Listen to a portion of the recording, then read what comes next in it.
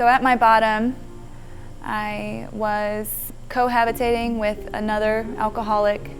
Again, it was a cycle I was in. I drank every day just to fill something inside me and to feel anything. It felt good, but it didn't satisfy. I didn't know that I was deeply suicidal at that point. Where my bottom took me was to a suicide attempt that also involved an assault. I assaulted my partner at the time. So after a life-saving surgery that shouldn't have even been possible, I went to jail. It took a little bit of time for me to even realize that I wasn't feeling a full range of emotions. And once that was revealed to me, it became a pain to me in my heart that I wasn't able to maybe trust as deeply or worship as fully.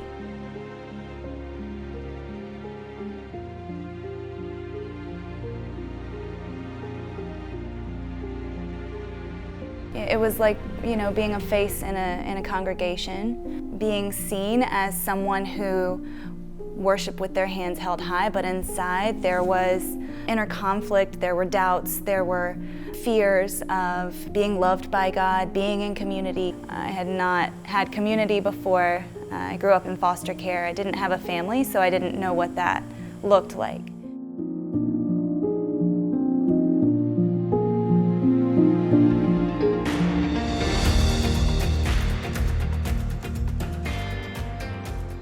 My first time at the Avenue, I knew that I was home. I jumped into an onboarding class. I was asked to share my story. And this is the first time anyone had really cared to hear my story. I hadn't shared it before.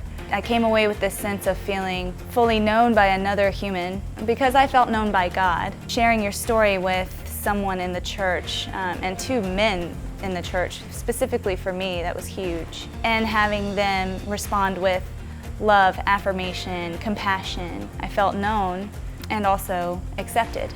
So these two gentlemen also knew of a counselor, a Christian counselor, who worked specifically with some areas of trauma that I shared in my interview. They referred me to her. The Avenue covered the cost for my counseling for almost 2 years. And this is really where a lot of my healing took place. There was a family that took me in at the Avenue, right at the forefront. It was actually one of the gentlemen who interviewed me for my membership. He and his wife discussed it 2 weeks after my interview. They asked me to move in with them. I was blown away.